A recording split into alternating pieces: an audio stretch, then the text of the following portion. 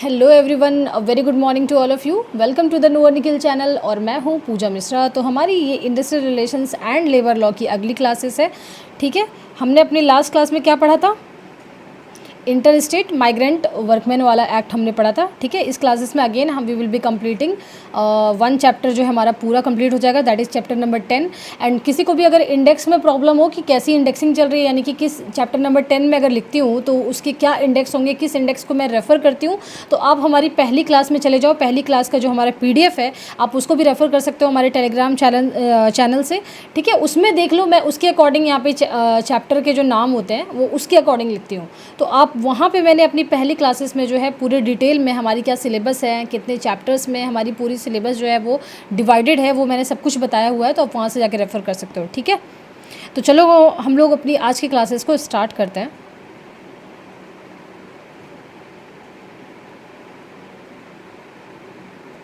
तो ये हमारा होने वाला लेक्चर नंबर 13 एंड ये सभी हमारे मेंबर्स हैं जिन्होंने हमारे चैनल को ज्वाइन किया हुआ है। ज्वाइन कैसे करते हैं, इसकी लिंक आपको डिस्क्रिप्शन में मिल जाएगी हमारे, आप वहाँ से हमारे चैनल को ज्वाइन कर सकते हो। एंड जिन्होंने भी अब तक हमारे चैनल को सब्सक्राइब नहीं किया, प्लीज़ पहले हमारे चैनल को सब्सक्राइब करो ताकि आपको सारी नोटिफिकेशन मिलती रहे। एंड हमारा जो देखो आज का चैप्टर है दैट इज़ चैप्टर नंबर 10। ठीक है, एक सेकेंड मैं ज़रा पेन सेलेक्ट कर लूँ। ठीक है, तो ये हमारा होने वाला है चैप्टर नंबर 10 जिसका नाम है वर्कर्स पार्टिसिपेशन इन मैनेजमेंट।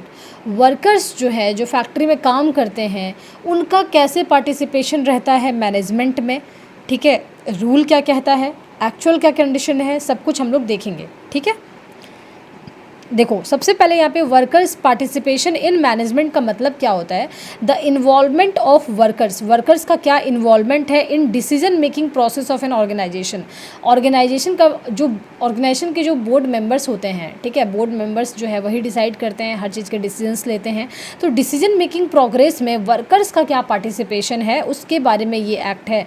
ठीक है, इट इंश्योर करता है that workers have a voice in management decision, यानी कि ऐसा नहीं है कि अगर मैनेजमेंट कुछ भी इन सीलो जो है वो डिसीजन ले रही है, इन सीलो का मतलब है कि कोई कनेक्शन नहीं है कि क्या डिसीजन मैनेजमेंट ले रही है, वर्कर्स का उसमें कोई हाथ नहीं है। तो अभी ऐसा नहीं है, वर्कर्स जो है पूरी तरीके से डिसीजन मेकिंग में जो है वो इन्वॉल्व रहते हैं मैनेजमेंट के साथ। उनके लिए क्या कानून बन रहे होते हैं, क्या नहीं बन रहे होते, उन सभी में उनका भी कॉन्करेंस जो है अब बहुत ही ज़्यादा इंपॉर्टेंट हो गया है। It just not limited to wages and working condition, बल्कि ब्रॉडर जो हमारे ऑर्गेनाइजेशनल जो मैटर्स हैं उसमें भी जो है वर्कर्स के जो है वो पार्टिसिपेशन है, ये इसको इंश्योर करता है। क्या ऑब्जेक्टिव है वर्कर्स पार्टिसिपेशन मैनेजमेंट जो है होना क्यों ज़रूरी है? तो सबसे पहले अगर देखो तो इम्प्रूव करता है ये industrial relations and reduce conflicts and promote करता है ये mutual trust and cooperation, enhance productivity. ठीक है, प्रोडक्टिविटी को इन्हेंस करता है, encourage workers commitment and promote industrial democracy, improve quality of decisions, इससे जो है क्वालिटी ऑफ डिसीजन इंप्रूव होते हैं, इंडस्ट्रियल डेमोक्रेसी इंप्रूव होती है। जैसे कंट्री में जो हमारी डेमोक्रेसी होती है उसी तरह से इंडस्ट्रियल डेमोक्रेसी भी इंप्रूव होती है।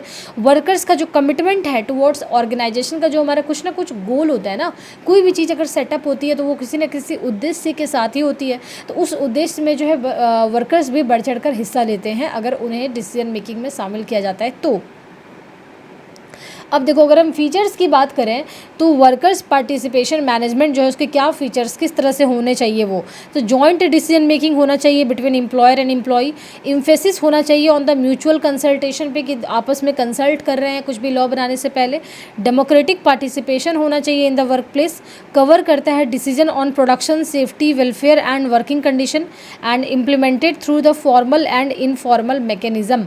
ठीक है, implemented through formal and informal mechanism. Legal provision जो है related to workers participation management जो है वो क्या है, लीगल प्रोविजंस की अगर हम बात करें तो लीगल प्रोविजंस क्या हैं? तो सबसे पहले देखो यहाँ पे इंडस्ट्रियल डिस्प्यूट एक्ट 1947 जो है सबसे पहला हमारा ये है लीगल एक्ट की अगर हम बात करें तो इसमें क्या है कि mandatory constitution of the workers committee, ये जो एक्ट है ये हम लोग ऑलरेडी पढ़ चुके हैं। ठीक है, जिन्होंने भी नहीं पढ़ा है, हमारे थंबनेल में जो है प्रॉपर लिखी होती है प्लेलिस्ट में जाकर के आप देख लो, ठीक है। इंडस्ट्रियल डिस्प्यूट्स एक्ट 1947, वहाँ से आप रेफर कर सकते हो। वहाँ पे जो मैंडेटरी ये कॉन्स्टिट्यूशन है, या कि वहाँ का प्रोविज़न ये कहता है, इस एक्ट का प्रोविज़न, कि वर्कर्स कमेटी जो है वो मैंडेटरी है। अगर 100 या उससे ज़्यादा अगर वर्कर्स हैं किसी भी ऑर्गेनाइजेशन में, तो वहाँ पे जो है वर्कर्स कमेटी बैठाना बहुत ज़रूरी है। क्या ऑब्जेक्टिव है इसका? तो to promote good relations and discuss the matters of common interest, ठीक है। ये है इस एक्ट के बारे में, इंडस्ट्रियल डिस्प्यूट्स एक्ट 1947। अब हम अगर दूसरे एक्ट की बात करें तो और भी डिफरेंट एक्ट जो है इस बारे में क्या कहता है कि वर्कर्स का क्या पार्टिसिपेशन होना चाहिए। तो डीपीएसपी जो है हमारा, जो मैंने बोला कि बहुत ही इंपॉर्टेंट पार्ट है सोशल सिक्योरिटी में, हमारा अगला क्लास जो है वो डीपीएसपी पे ही होने वाला है, और पॉलिटी के लिए भी बहुत इंपॉर्टेंट सेक्शन है ये। फंडामेंटल राइट्स के जस्ट बाद वाला चैप्टर अगर आप लक्ष्मीकांत देखो तो, directive principles of the state policy, DPSP, ये क्या कहता है? इसका जो आर्टिकल है दैट इज़ 43A जो आर्टिकल है, inserted by the 42nd amendment, हमारा 42वां अमेंडमेंट एक्ट से इसको इंसर्ट किया गया इस आर्टिकल को। ये आर्टिकल क्या कहता है कि द स्टेट जो है shall take up the steps by suitable legislation और in other way to secure the industrial policy resolutions.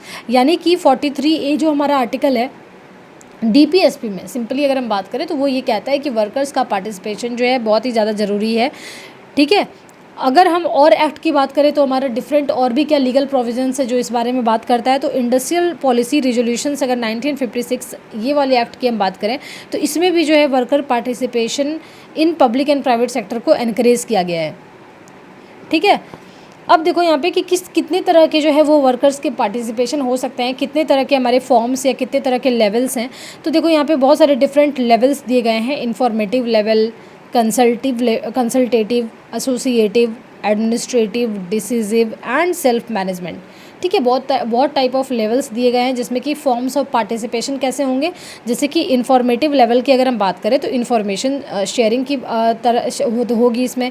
Consultative की बात करें तो कंसल्टेशन होगा। एसोसिएटिव की बात करें तो जॉइंट कंसल्टेशन होगा, ठीक है। एंड नेचर ऑफ इन्वॉल्वमेंट अगर देखो यहाँ पे तो इन्फॉर्मेशन शेयरिंग इसमें क्या है कि वर्कर्स का जो ये है ना, are informed about the company's decision.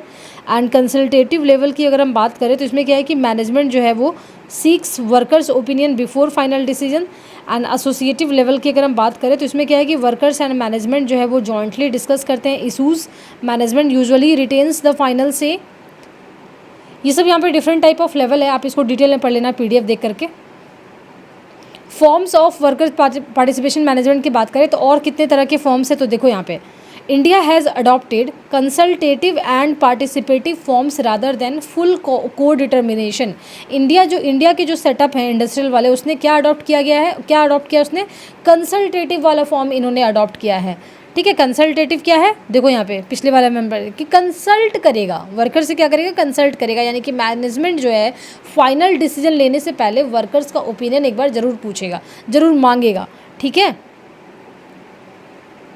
Different type के फॉर्म क्या है यहाँ पे, देखो workers committee, joint management council, shop council and joint council, workers directors on boards and unit councils, ठीक है। वर्कर्स कमेटी की अगर हम बात करें तो इसमें क्या है कि इंडस्ट्रियल डिस्प्यूट एक्ट 1947 इस बेसिस पे वर्कर कमेटी, मैंने आपको बोला था कि इस एक्ट में जो है ये बोला गया है कि मैंडेटरी कमेटी बैठाना जरूरी है वर्कर्स कमेटी, अगर जो है कम से कम 100 वर्कर्स अगर वहाँ पर काम करते हैं तो, ठीक है। तो यहाँ पर डिफरेंट एक्ट है जो कि इस बारे में कहता है, ठीक है। यहाँ पर दिए गए देखो गवर्नमेंट स्कीम एक्ट 1975 जो है, गवर्नमेंट स्कीम्स जब उस वक्त के थे। पब्लिक सेक्टर अंडरटेकिंग जो है वो इसको कहती है कि वर्कर्स का जो है वो वहाँ पे होना चाहिए, वर्कर की तरफ से एक डायरेक्टर होने चाहिए बोर्ड में। यूनिट काउंसिल यानी कि क्वालिटी सर्कल्स होना चाहिए, ठीक है। क्यों होने चाहिए, उनके पर्पस यहाँ पे लिखे गए हैं, तो आप इसको देख लेना। मेथड्स ऑफ द पार्टिसिपेशन, किस तरीके से मेथड जो है वो पार्टिसिपेट कर सकते हैं वर्कर्स, तो देखो यहाँ पे जॉइंट कंसल्टेशन कर सकते हैं। इसका मतलब क्या होता है कि रेगुलर जो है वो मीटिंग होती रहेगी मैनेजमेंट और वर्कर्स के बीच में। वर्कर के बीच में मतलब वर्कर के एक रिप्रेजेंटेटिव होंगे जो वर्कर्स को रिप्रेजेंट करेंगे, उनके बीच में। कलेक्टिव बार्गेनिंग, ये मैंने आपको पहले भी बताया। कलेक्टिव बार्गेनिंग क्या होता है हमारा कि negotiation process to decide the wages and the working condition या फिर वेजेस को लेकर के जो हमारी जो नेगोशिएशन प्रोसेस चलती है that is collective bargaining. Representation on boards, इसकी बात करें तो ये क्या है, तो वर्कर्स जो है वो included as a board members. And worker committee, इसमें क्या है कि discuss day to day operational और the welfare issues. Quality circles की अगर हम बात करें तो देखो यहाँ पे क्वालिटी सर्कल या सजेशन स्कीम्स जो है ये क्या करता है, तो एम्प्लॉय जो है वो give suggestions to improve the efficiency. Benefit of the workers participation management, इसमें क्या है टू वर्कर्स, वर्कर्स के लिए क्या बेनिफिट है, तो higher job satisfaction, sense of belonging, improved morale and motivation, better understanding of the management problem. ठीक है, बेनिफिट्स की अगर हम बात करें वर्कर्स पार्टिसिपेशन मैनेजमेंट की, तो देखो यहाँ पे वर्कर्स के लिए क्या बेनिफिट है कि अगर ये वाली मतलब पार्टिसिपेशन अगर होता है मैनेजमेंट में, तो वर्कर्स को जो है वो ग्रेटर जॉब सेटिस्फैक्शन होती है। जब आप काम करते हो, आप सेटिस्फैक्शन वहाँ पे मिलती है आपको एक बिलोंगिंग, सेंस ऑफ बिलोंगिंग का मतलब कि आपको महसूस होता है कि आपकी ये अपनी ऑर्गेनाइजेशन है, क्योंकि आपका इन्वॉल्वमेंट है। ठीक है, इम्प्रूव्ड होता है उसका मोरल एंड मोटिवेशन, मैनेजमेंट क्या करने वाली है, वो क्या करेगी, क्या आगे का उसका क्या विज़न है, किस डायरेक्शन में क्या काम कर रही है, उसको लेकर के उसकी एक अंडरस्टैंडिंग क्लियर होती है। एंड मैनेजमेंट के लिए क्या फ़ायदा होता है अगर वो वर्कर्स को जो है इन्वॉल्व करते हैं, तो प्रोडक्टिविटी इंक्रीज़ होती है, क्योंकि ऑब्वियसली वर्कर अगर मोटिवेटेड फील कर रहा है तो आपकी जो है प्रोडक्टिविटी वो भी इंक्रीज़ होगी। रिड्यूस्ड इंडस्ट्रियल डिस्प्यूट्स कम होते हैं, smoother implementation of the policy, better decision making. और नेशन को क्या फ़ायदा होता है ओवरऑल अगर हम देखें तो प्रमोट होता है इससे इंडस्ट्रियल पीस, हेल्प होता है इकोनॉमिक ग्रोथ में, एंड स्ट्रेंथन होता है डेमोक्रेसी एट वर्क प्लेस। ठीक है, अब देखो यहाँ पे क्या क्या प्रॉब्लम्स है इसमें। Lack of proper education. ठीक है, देखो यहाँ पे मैं इसको थोड़ा सा जूम कर देती हूँ। Lack of proper education and awareness among the workers में प्रॉपर एक अवेयरनेस ही नहीं है कि क्या क्या उसके राइट्स हैं, उसके पार्टिसिपेशन जो है वो ज़रूरी है, तो वो किस तरीके से यूनियन बना सकते हैं, किस तरीके से नेगोशिएट कर सकते हैं, इनके बारे में वर्कर्स को अवेयरनेस ही बहुत कम है। Absence of strong trade union जो है वो स्ट्रॉन्ग नहीं है। Lack of trust between the workers and management, workers और मैनेजमेंट के बीच में ट्रस्ट बहुत कम है। मोस्टली जो है वो कंसल्टेटिव होता है, न कि पार्टिसिपेशन ही। कंसल्ट करना डिफरेंट थिंग होता है ना, बस आप बता रहे हो कि आप क्या करने वाले हो, दैट इज़ कंसल्टेटिव। वही इंडिया में यही चलता है। एंड इंटरनेशनल पर्सपेक्टिव की अगर हम बात करें तो देखो जर्मनी में क्या है कि को डिटर्मिनेशन मॉडल है, यानी कि वर्कर्स जो है वो बोर्ड में इन्वॉल्व होते हैं। वर्कर्स की तरफ से कोई वो जो बोर्ड ऑफ मेंबर्स है जो डिसीजन लेती है कंपनी की सारी, उसमें इन्वॉल्व होते हैं वर्कर की तरफ से। एक जर्मनी में ऐसा मॉडल है। स्वीडन एंड नॉर्वे की अगर हम बात करें तो वहाँ पे जॉइंट कंसल्टेटिव कमिटी है। जापान की बात करें तो वहाँ पे quality circle and cooperative management practices है। इंडिया में जो है वो कंसल्टेटिव मॉडल है, यानी कि डिसीजन मेकिंग जो पावर है वो बहुत ज़्यादा लिमिटेड है। डिसीजन मेकिंग पावर में जहाँ पे वो वर्कर्स हेल्प कर सकते हैं बहुत ही लिमिटेड है। ठीक है, इस पे बेस्ड हम लोग कुछ एमसीक्यूज देख लेते हैं, फिर हम लोग आगे वाली कॉन्सेप्ट को इसी में कंटिन्यू करेंगे। सबसे पहले देखो यहाँ पे द कॉन्सेप्ट ऑफ, किस टाइप के क्वेश्चंस एग्जाम में पूछे जा सकते हैं इस चैप्टर से। The concept of workers participation in management जो है is enshrined in which article of the Indian constitution. बताओ कि इंडियन कॉन्स्टिट्यूशन के किस आर्टिकल में वर्कर्स पार्टिसिपेशन को लेकर के बात की गई है। तो सबसे पहले हमारा ऑप्शन है 42, 43, 43A एंड 44। तो बताओ मुझे आंसर क्या है। आंसर है 43A। ठीक है, सी। नंबर 2 यहाँ पे देखो तो वर्कर्स, यहाँ पे workers committee under the industrial dispute act 1947 are mandatory for establishment, जो कि एम्प्लॉय करते हैं कितने लोग। सबसे पहले हमारा ऑप्शन है दैट इज़ 50 और मोर वर्कर्स, नंबर बी 100 और मोर, नंबर सी 200 और मोर, नंबर डी 500 और मोर। बताओ कि वर्कर्स का जो कमिटी है जो कि किस एक्ट के तहत बनाया जाता है, तो इंडस्ट्रियल डिस्प्यूट एक्ट 1947। तो कितने वर्कर्स होने चाहिए जो कि मैंडेटरी हो जाएगा। तो आपको सभी को पता है, हमारी क्लासेस में डिस्कस की गई already. Number B is the answer, that is 100 और मोर वर्कर्स। क्वेश्चन नंबर 3 की अगर हम बात करें तो जॉइंट मैनेजमेंट काउंसिल्स जो है पहली बार कब इंट्रोड्यूस किया गया था इसको। Number A 1947, number B 1956, number C 1958 and number D 1975। तो बताओ कि जॉइंट मैनेजमेंट काउंसिल उसको पहली बार इंट्रोड्यूस कब किया गया था। उसको पहली बार इंट्रोड्यूस किया गया था दैट इज़ 1958 में। ठीक है, अब देखो हमारा वर्कर्स पार्टिसिपेशन को लेकर के ख़त्म हो गया हमारा चैप्टर नंबर 10। उससे बाहर क्या आएगा यार, सब कुछ मैंने कवर कर दिया। एंड DPSP में बाकी जो सारे आर्टिकल्स हैं वो सारे कवर हो ही जाएंगे जब हम लोग सोशल सिक्योरिटी में पढ़ेंगे। तो अब हमारा नेक्स्ट चैप्टर जो है, हमारे आज के क्लास में दो चैप्टर्स हैं, that is chapter number 17 industrial employment act 1946, industrial employment standing orders act 1956। ये हमारा चैप्टर नंबर 17 कहाँ से मैंने बताया, तो मैंने आपको बोला कि इंडेक्स जो है हमारी पहली क्लास में अगर आप जाकर देखोगे उसमें मैंने प्रॉपर प्रॉपर पूरी इंडेक्सिंग की गई है, मतलब कि बताई हुई है कि पूरी सिलेबस को कितने कितने चैप्टर से बांटे गए हैं। तो उसी से आप रेफर करना चैप्टर नंबर 17 और ये भी देख लेना कि हमारे कितने सारे चैप्टर्स खत्म हो गए। ठीक है, तो चलो हम लोग ये वाली चैप्टर को स्टार्ट करते हैं और ये हमारी आज की क्लास में ख़त्म भी हो जाएंगे। सबसे पहले देखो इसका ऑब्जेक्टिव क्या है इंडस्ट्रियल एम्प्लॉयमेंट एक्ट का। The act aims to define clearly the terms and condition of the employment कैसा होगा in industrial establishment to avoid misunderstanding between the employers and workers and to ensure uniformity and the fairness. यानी कि ये act किसके बारे में बात करता है, ये एक्ट बात करता है, क्लियरली डिफाइन करता है कि क्या टर्म्स एंड कंडीशन रहेंगे एम्प्लॉयमेंट के इन इंडस्ट्रियल इस्टेब्लिशमेंट में, ताकि मिसअंडरस्टैंडिंग क्रिएट ना हो एम्प्लॉयर्स और वर्कर्स के बीच में, उसके लिए एक्ट बनाया गया है। सिंपल मीनिंग अगर हम देखें तो ये क्या बोलता है, it requires employer to frame and display the clear rules जो डिस्प्ले होते हैं उसी को हम क्या बोलते हैं, स्टैंडिंग ऑर्डर कहते हैं, स्टैंडिंग ऑर्डर। ठीक है, एम्प्लॉयमेंट कंडीशन के बारे में फॉर एग्जांपल लीव को लेकर के क्या प्रोविज़न है, डिसिप्लिन को लेकर के क्या प्रोविज़न है, टर्मिनेशन को लेकर के क्या प्रोविज़न है, एंड कंडक्ट सो दैट कि वर्कर्स एंड मैनेजमेंट जो है वो अपने अपने राइट्स एंड ड्यूटी को जो है वो अच्छे से जाने। ठीक है,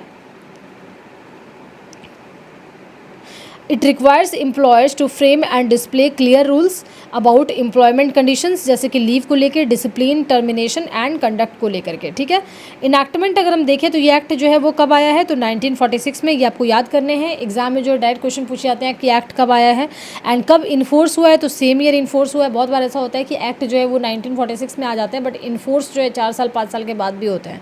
ठीक है, एक्सटेंट की अगर हम बात करें तो होल ऑफ इंडिया यानी इंक्लूडिंग जम्मू कश्मीर। अब जम्मू कश्मीर को लेकर के बिल्कुल कन्फ्यूजन मत पालना कि पूरे, पहले क्या होता था ना, कोई भी एक्ट जब आते थे तो वो ऐसा बोला जाता था कि extends to whole of India except Jammu and Kashmir, but अब सबको इंक्लूड किया गया है। ठीक है, एप्लीकेबिलिटी की बात करें अगर इस एक्ट की तो इसमें क्या है कि applies to every industrial establishment, जो भी इस्टेब्लिशमेंट हमारे हैं।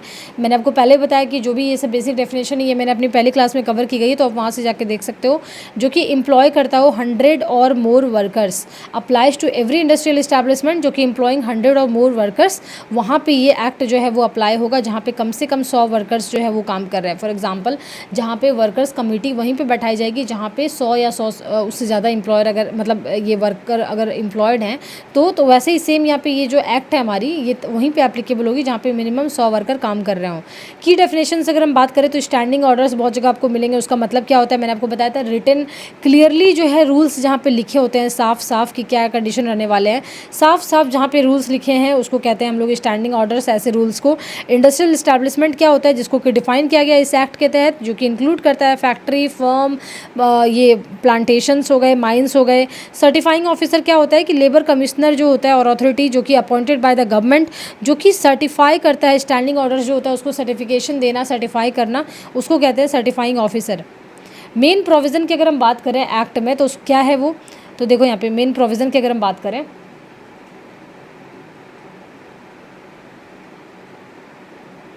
देखो तो यहाँ पे देखो आप पीडीएफ को रेफर कर लेना अगर आपको नहीं दिख रही है तो।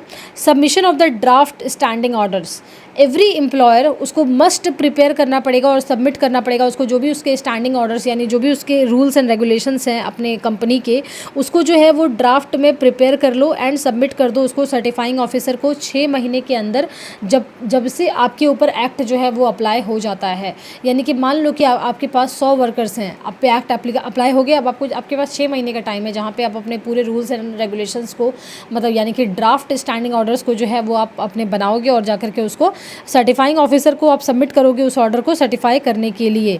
दूसरा क्या हमारा content of standing orders, content क्या होगा, तो स्टैंडिंग ऑर्डर के पास ऑर्डर में ये क्लियरली सब कुछ मेंशन होना चाहिए कि क्या क्या कंडीशन रहेगी वर्कमैन की, अटेंडेंस, लीव वगैरह हर चीज़ को लेकर के।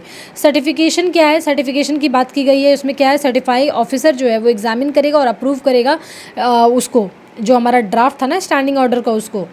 ठीक है, उसके बाद वो जब एक बार अप्रूव कर दिया तो वो क्या बन जाएगा, सर्टिफाइड स्टैंडिंग ऑर्डर। नंबर 4 की बात करें ऑपरेशंस एंड डिस्प्ले की, तो सर्टिफाइड जो स्टैंडिंग ऑर्डर्स है वो came into force after 30 days of certification and must be displayed prominently, साफ साफ डिस्प्लेड होना चाहिए प्रोमिनेंटली वर्क प्लेस पे। ठीक है, मॉडिफिकेशंस की बात करें तो कैन बी मॉडिफाई किया जा सकता है, इसको सिर्फ 6 महीने के बाद ही मॉडिफाई किया जा सकता है from the date of operation and with the mutual consent. ठीक है, अपील्स की अगर हम बात करें तो इसमें क्या है कि इधर the party can appeal against certification within 30 days to the appellate authority. Appeals की अगर हम बात करें तो कोई भी पार्टी हो, चाहे वो एम्प्लॉयर हो या फिर वर्कमैन हो, कोई भी जो है वो अपील कर सकता है उसके अगेंस्ट में 30 दिन के अंदर अपीलेट अथॉरिटी को। बाइंडिंग नेचर की अगर हम बात करें, एक बार अगर आप पे ये एक्ट लग गया, सर्टिफाई हो गया, तो स्टैंडिंग ऑर्डर जो भी आपने रूल्स एंड रेगुलेशंस बनाया अपनी कंपनी के लिए, वो आप पे स्टैट्यूटरी जो है वो बाइंडिंग हो जाते हैं दोनों के लिए, एम्प्लॉयर के लिए भी और वर्कमैन के लिए भी। ठीक है, चलते हैं हम लोग आगे। अब देखो यहाँ पे matters to be covered under the standing orders, क्या क्या स्टैंडिंग ऑर्डर्स में क्या क्या मैटर्स कवर होंगे। तो सबसे पहले हमारा क्लासिफिकेशन ऑफ वर्कर्स, यानी कि वर्कमैन जो है उसका क्लासीफाई किया जाएगा कि वो परमानेंट वर्कर है, टेम्पररी है, अप्रेंटिस है या फिर प्रोबेशनर है। इसको क्लियरली आपको सर्टिफाई करना पड़ेगा। Manner of intimation to workers जो है अबाउट वर्क ऑफ उसके कितने वर्किंग आवर्स होंगे, कितने हॉलीडे होंगे, ये सब आपको बताना पड़ेगा। ठीक है, शिफ्ट वर्किंग होगी। अटेंडेंस एंड लेट कमिंग के बारे में उसमें मेंशन होगा स्टैंडिंग ऑर्डर में। लीव एंड हॉलीडे का क्या प्रोविजन रहने वाला है वो रहेगा। क्या रिड्रेसल होगा, यानी कि कुछ अगर डिस्प्यूट है उसको लेकर के कैसा रिड्रेसल होगा। मिसकंडक्ट एंड डिसिप्लिनरी एक्शंस के बारे में हर कुछ मेंशन्ड है। ठीक है, ऑथोरिटीज़ अंडर द एक्ट, इस एक्ट में क्या क्या ऑथोरिटीज़ होंगे। तो देखो सबसे पहले सर्टिफाइंग ऑफिसर जो कि सर्टिफाई करेगा स्टैंडिंग ऑर्डर को। दूसरा अपीलेट अथॉरिटी, यानी कि अपील जो है ये सुनता है against the order of certifying officers. Appropriate government, यानी कि में एग्जेम्प्ट कर सकता है इस्टेब्लिशमेंट को, कि मान लो अप्रोप्रिएट अगर गवर्नमेंट जैसे सेंट्रल गवर्नमेंट या स्टेट गवर्नमेंट जो है वो किसी भी इस्टेब्लिशमेंट को, किसी भी फैक्ट्री को, किसी भी जगह पे वो एग्जेम्प्ट कर सकता है कि इस पे एप्लीकेबल नहीं होगा। एम्प्लॉयर की क्या ड्यूटी होने वाली है कि वो सबमिट करेगा सर्टिफाइंग ऑफिसर को ड्राफ्ट वाला जो स्टैंडिंग ऑर्डर मैंने बताया था, एंड जब एक बार वो सर्टिफाई हो गया तो उसको क्लियरली जो है वो एकदम स्ट्रिक्टली फॉलो करेगा।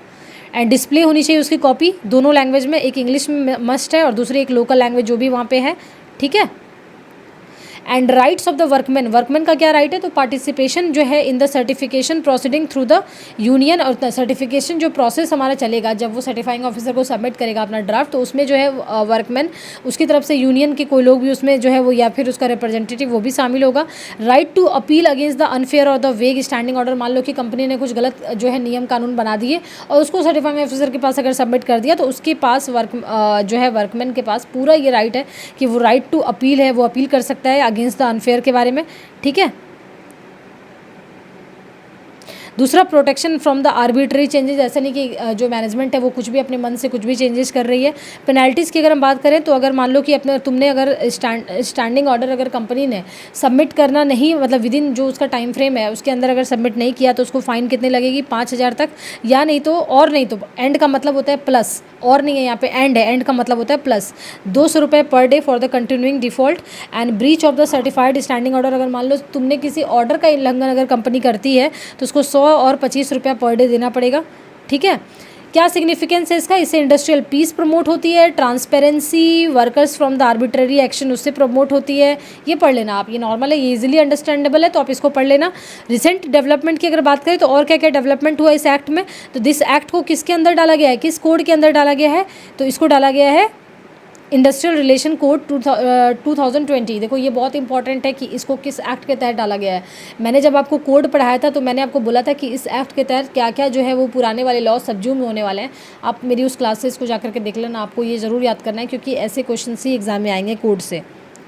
Industrial employment act 1946, trade union act, industrial dispute act and industrial relation, ये जो है सारे इसी में आते हैं। किस पे अप्लाई होते हैं ये इंडस्ट्रियल रिलेशन कोड, जहाँ पे थ्रेशोल्ड जो है वो 300 वर्कर्स, नहीं सॉरी, इंडस्ट्रियल रिलेशंस कोड में जब इस एक्ट को डाला गया तो पहले इसमें तो 100 थे, तो जब उसमें डाला गया तो कुछ अमेंड करके डाला गया, दैट इज़ 300 कर दिया गया कि अब जो है जहाँ पे 300 वर्कर्स काम करेंगे उसी पे एप्लीकेबल होगा ये।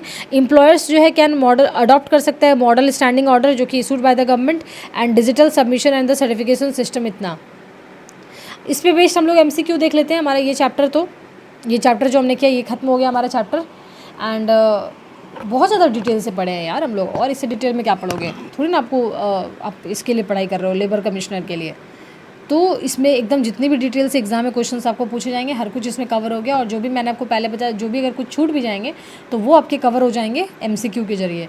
चलो हम लोग कुछ क्वेश्चंस प्रैक्टिस कर लेते हैं। नंबर 1 हमारा जो है सबसे पहले, certified standing order become operational कितने दिन के बाद ऑपरेशनल बन जाता है, immediately, 30 days after certification, 60 days, 90 days, कितने दिन के बाद वो एप्लीकेबल होता है, देख रहे हो ऐसे ऐसे क्वेश्चंस एग्जाम में आते हैं, जैसे मैंने डाले बिल्कुल ऐसे ही क्वेश्चंस आप एग्जाम में एक्सपेक्ट करो, बिल्कुल ऐसे ही आएंगे।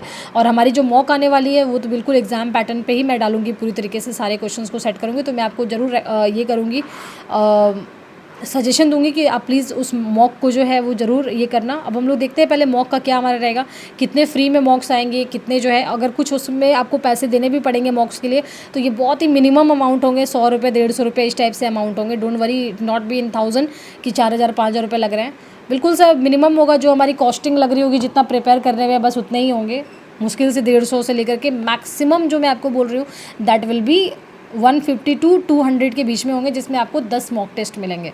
ठीक है, तो जो है उसमें जो मॉक टेस्ट में क्वेश्चंस होंगे बिल्कुल ईपीएफओ एग्ज़ाम के पैटर्न पे 120 जो क्वेश्चंस होते हैं एग्ज़ाम में बिल्कुल वैसे क्वेश्चंस होंगे, विथ डिटेल्ड पूरे एनालिसिस के साथ होंगे। यानी कि पूरे डिटेल्ड जो भी क्वेश्चंस होंगे उसके एक एक ऑप्शंस के डिटेल्ड उसमें एक्सप्लेनेशंस होंगे।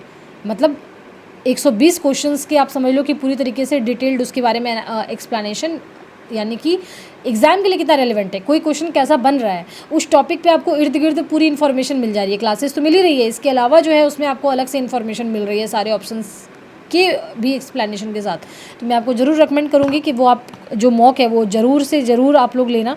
ठीक है, आपका बहुत ही बढ़िया एक्सपीरियंस होगा उसके लिए। अगर आपको मॉक जो है वो पसंद आएगा, पहले इनिशियली मैं देखती हूँ कि 5 मॉक्स ला करके कैसा आपका ये रहता है। अगर आप बढ़िया रिस्पॉन्स आया तो हम लोग जो है फिर से 5 मॉक टेस्ट दोबारा से फिर से अराउंड 1 वीक के बाद पहले जो है हम लोग स्टार्टिंग में लेकर के भी आएंगे अप टू 5 नवंबर मैक्सिमम समझ लो 1 से 5 नवंबर के बीच में आपकी जो है टेस्ट सीरीज आ जाएगी मॉक जो हम लोग लाने वाले हैं। उसके बाद अगर हमारी सक्सेसफुल रही, अच्छा रिस्पॉन्स आया, आपको पसंद आया तो हम लोग दोबारा से जो है फिर से मॉक लेकर के आएंगे लगभग 12-13 नवंबर तक मैक्सिमम। उसके पहले ही कोशिश करेंगे हम लोग कि सेकेंड लॉट लेकर के आऊँ जिसमें जो है ज़्यादातर फुल लेंथ रहेंगे।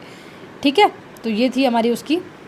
अब चलो हम लोग देख लेते हैं यहाँ पे। तो आंसर हमारा क्या होगा, जो सर्टिफाइड स्टैंडिंग ऑर्डर है वो ऑपरेशनल हो जाएगा 30 दिन के बाद। Which authority certify the standing order, कौन सी ऑर्डर अथॉरिटी जो है वो स्टैंडिंग ऑर्डर को सर्टिफाई करती है। तो सबसे पहले number A labour court, number 2 certifying officer, number C consultation officer and number D registrar. तो number B is the answer certifying officer. Third हमारा क्या है, the industrial employment act was enacted in, कितने कब इनैक्ट किया गया था। तो number A 1942, number B 1946, number C 1948 and number D 1952। तो ये वाला जो हमारा एक्ट है वो लाया गया था 1946 में। ठीक है, तो बस नहीं और भी एमसीक्यू है यार। क्वेश्चन नंबर 4 में क्या है, 1 certified standing orders are advisory in nature, statutorily binding होते हैं दोनों पे, ऑप्शनल होते हैं इम्प्लीमेंटेशन के लिए and subject to union approval. बताओ क्या है। तो option number B is the answer, statutory binding है। Question number 5 that is 1 certified standing orders are advisory in nature, number B statutory binding है, नंबर सी ऑप्शनल है and number D subject to union approval. तो यही है, same question सी है। ठीक है, तो ये स्टैचुटरी बाइंडिंग है। बस यही था हमारा आज का class. Thank you everyone for watching this video and all the PDFs जो भी हमारे क्लासेस के होते हैं that you will find in our Telegram channel, जिसके लिंक आपको डिस्क्रिप्शन में मिल जाएंगे, वहाँ से ज्वाइन कर लो। एंड जिन्होंने भी अब तक हमारे चैनल को सब्सक्राइब नहीं किया प्लीज़ हमारे चैनल को सब्सक्राइब करो। Till then thank you everyone for watching this video.